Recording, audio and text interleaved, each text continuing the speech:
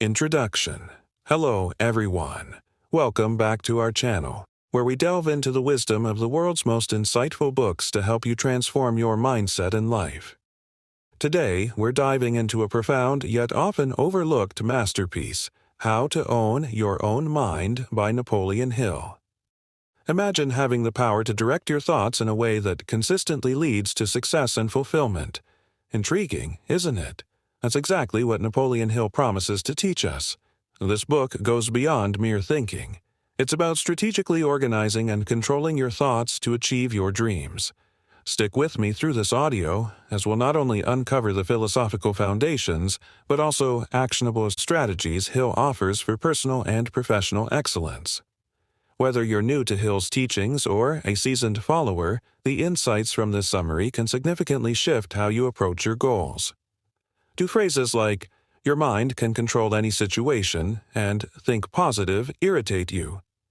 While they carry logic, how positive do you really believe you are? How can you harness your mind to overcome challenges? If you're honest with yourself, you'll recognize that sometimes your mind can be your greatest adversary. You strive to achieve your desires but often fall short.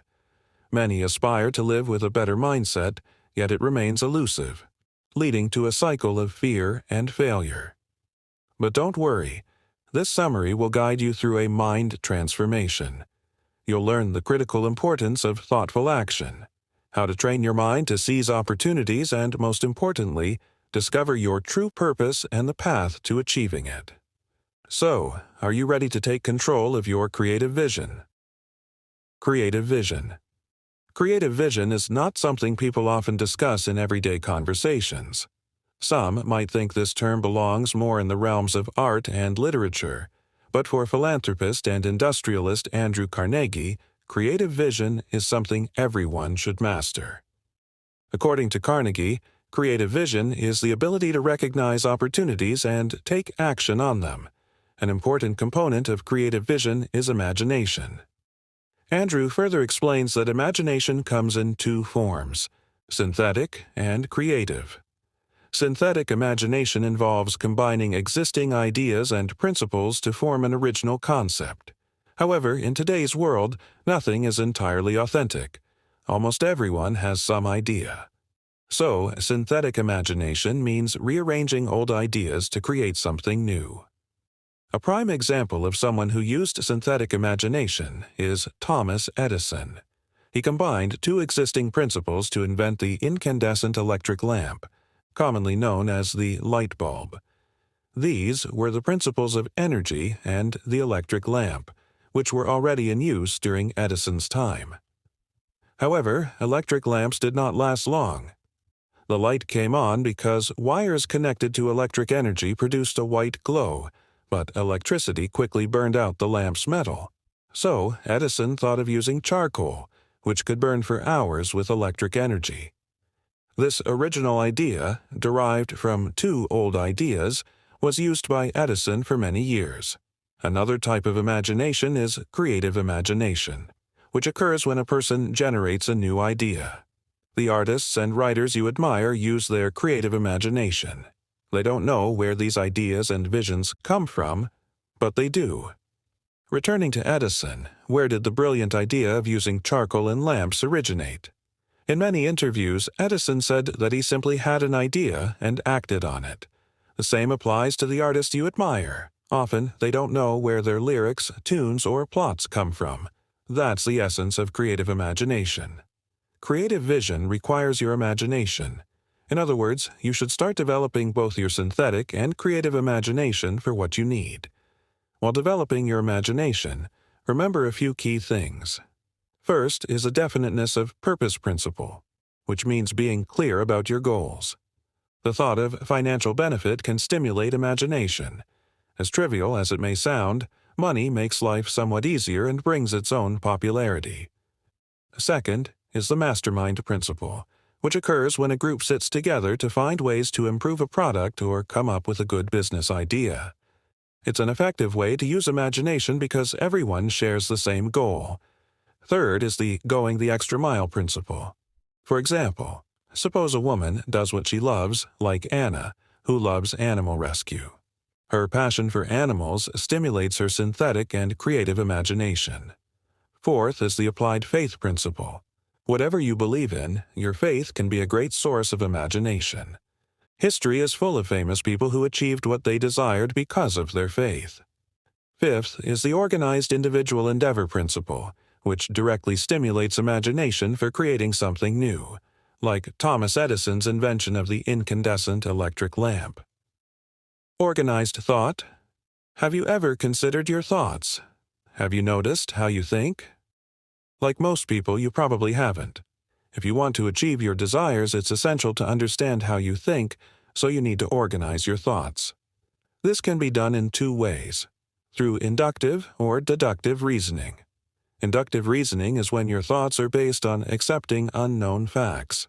For example, when the sky is overcast and looks dark, you take an umbrella when you go out. This is inductive reasoning. Deductive reasoning means your thoughts are based on known facts. For instance, Peter is called a bachelor because he is unmarried. This reasoning doesn't tolerate opinions. Opinions can't be trusted and can be dangerous because they're often biased and lack knowledge or information. Therefore, to organize your thoughts accurately, you should not rely on others' opinions. It's often difficult to differentiate between fact and opinion. Here are some things the author of this book, Napoleon Hill, wants people to understand about opinions. Opinions can only be trusted when they're based on facts.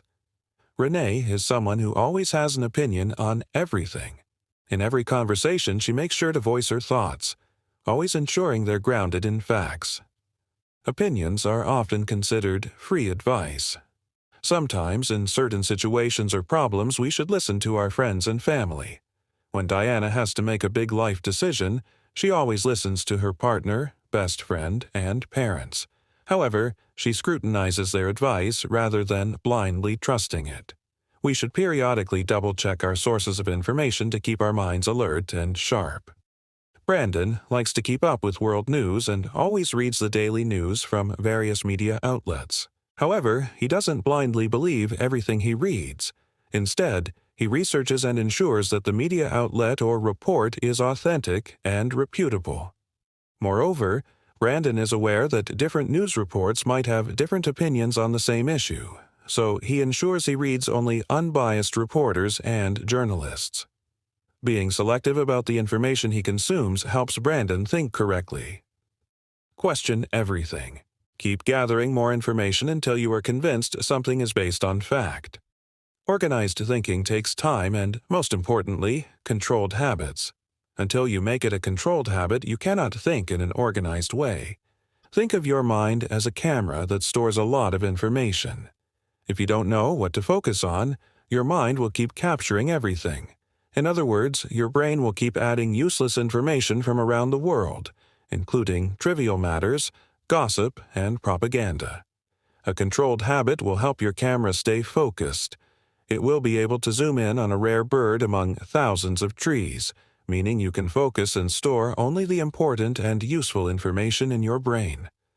When it comes to controlled habits, where will you start? You do this through the definiteness of purpose. For example, suppose you want to be healthy and fit. You complain about gaining weight, then decide to become more conscious of your health. However, your desire to be fit and healthy is just that, a desire. You're still eating unhealthy foods and not following a healthy lifestyle. You haven't made any changes to your environment. Controlled habits require willpower. You need to be aware and make an effort to reach your goals. Suppose you want to improve your organized thinking, but this can only happen through repetition. You no longer easily believe everything. You research the things you want to know more about. The example above is more about physical repetition, but it's also effective to do mental repetition. A good example is affirmation. Emile Coué, a psychologist and pharmacist, strongly believed in the power of thought habits or affirmations. His followers called his mantra the health and success formula, which was, day by day, in every way, I am getting better and better.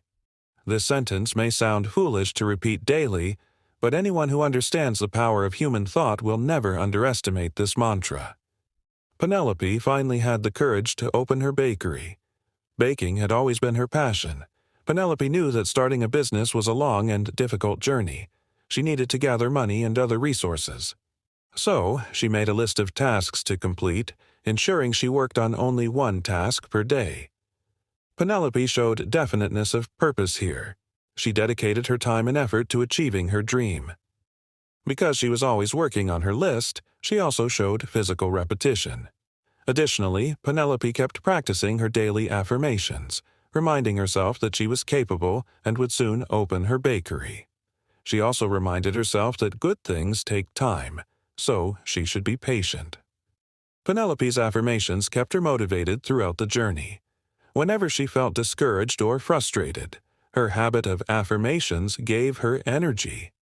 Also, don't underestimate the law of attraction. Whatever energy you give to the world will return to you.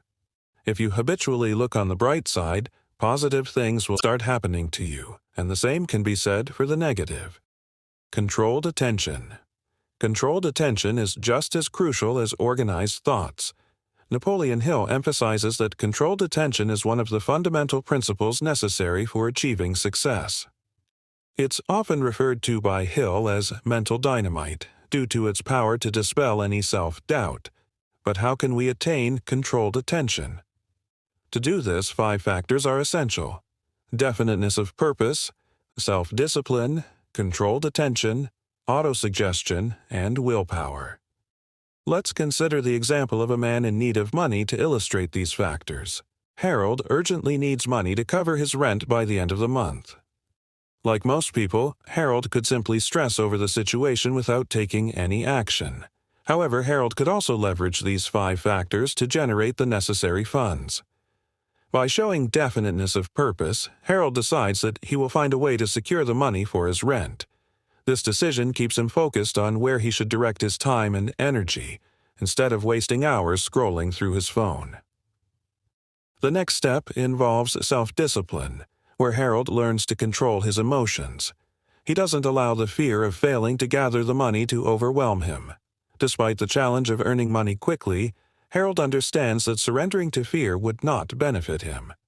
His fear would only lead to giving up. The other factors are brought together by the next one: controlled attention. Harold dedicates most of his time and mental focus to finding ways to make money, which is the essence of controlled attention. Next is autosuggestion. This is when Harold begins brainstorming and exploring ways to make money.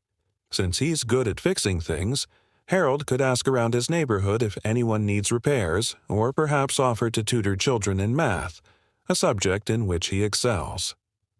Autosuggestion is the mind's way of telling you that there are countless approaches to a situation. The final factor is willpower. Regardless of how challenging the situation seems, there's always a solution. Your firm intent and persistence are driven by your willpower. Even if the first 5 neighbors Harold approaches decline his services, perhaps another might say yes. Keeping this in mind, Harold refuses to stop trying. These 5 principles will help Harold raise the money he needs and are the same principles that have been followed by successful people throughout history. Take Thomas Edison, for example. Edison credited his achievements to the principles he diligently adhered to. When asked about the most essential thing in the field of invention, Edison made a list. He emphasized the importance of defining what a person wants to achieve, meaning one should be clear about their purpose. Edison also elaborated on what controlled attention and autosuggestion mean. He said that a person should be so fixated on their goal that they don't even recognize the concept of impossible. A person who possesses controlled attention remains focused on their needs, invests time and effort in mastering their craft, and seeks assistance from like-minded individuals. They never waste time on activities that don't contribute to their success, nor do they let failures, obstacles, or self-doubt hinder them. This is very much in line with the principle of willpower. Autosuggestion also manifests in a way that if a person truly believes they will achieve their purpose, it will come to fruition. Edison also highlighted a common problem among most people. Many give up before they even start. They set limitations on themselves, preventing them from even attempting. Even before taking action, their mental attitude has already failed them. Alexander Graham Bell, the inventor of the modern telephone, also recognized the importance of firm intentions and relentless persistence. Bell didn't invent the telephone on his first try. He proudly admits that he can't even recall how many times he failed. Was this discouraging? Yes. Did it stop him from trying again and again? Absolutely not. He persisted until he successfully transmitted sound through a wire. Andrew Carnegie's analysis of controlled attentio. When it comes to controlled attention, Andrew Carnegie held it in high regard. He believed it could be applied to any area of life, leading to success in that field. Carnegie viewed controlled attention as the act of combining all the mind's capabilities for a single purpose. In his own experience, when Carnegie was involved in making and selling steel, he directed every part of his mind toward that objective. His secret to success was focusing all his attention on steel. In other words, having a specialization significantly increases your chances of achieving your goals. But what about industries that thrive on diversity, such as retail merchandising, which encompasses departments for both sports equipment and clothing? Here, Carnegie argues that controlled attention can also succeed in diversity. Retail merchandising still requires specialization. For example, the clothing department has a manager who is an expert in deciding which types of blouses and shirts to sell. Similarly, the sports department has a specialist who advises on which sports equipment and machines will sell quickly. Thus, controlled attention can be effective even in diverse environments. Even in corporate settings, controlled attention can be achieved through specialization. In companies with various departments, managers, and employees dedicated to specific areas, a human resources manager, for instance, never takes on the responsibilities of the chief financial officer. The same applies to employees. Someone from the accounting department doesn't handle tasks from the sales department. If you're unsure about which field to specialize in, there's no need to worry. Carnegie advises that you carefully consider where to invest your time and effort. Understanding your major purpose in life can also guide you in the right direction. For example, Claire is currently a college student who is still deciding on her specialization. Although she is studying communications, she realizes she doesn't want a career related to her major. As she completes her education, Claire explores other career options that interest her. By the time she graduates, she has a clear understanding of what she wants to do. Ultimately, she decides to pursue a career in medicine, unrelated to her major. However, her college degree is not wasted. It helps her become an even more effective physician because she can communicate more clearly with her patients. Carnegie doesn't view a lack of specialization as a waste of time.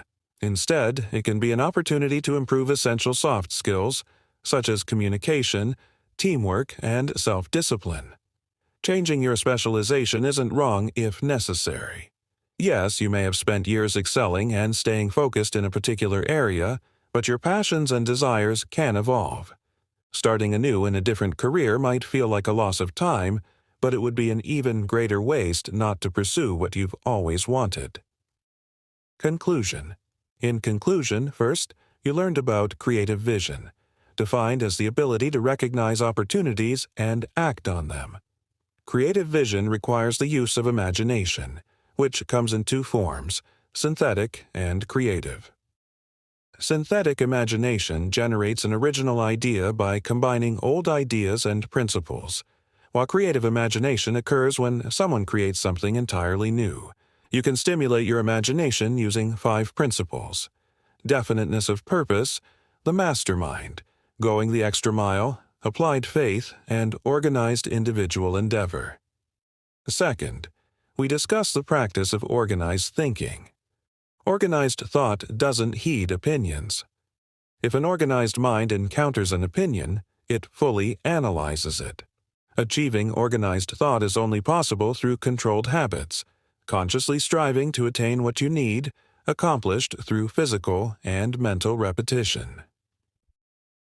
Third, you understood the importance of controlled attention, just as crucial as organized thought. Controlled attention involves 5 factors: definiteness of purpose, self-discipline, controlled attention, autosuggestion, and willpower. Finally, we examined how controlled attention applies to all areas of life, especially careers. Specialization can enhance your chances of success, helping you concentrate your time, attention, and energy in a specific field or industry. The more you know about a particular field, the more likely you are to succeed. No one can stop you from achieving your goals. Ignore the fears and doubts in your mind and plan to achieve your dreams. What is your true purpose on this earth? Once you discover it, your mind, body, and soul will fully commit to achieving it.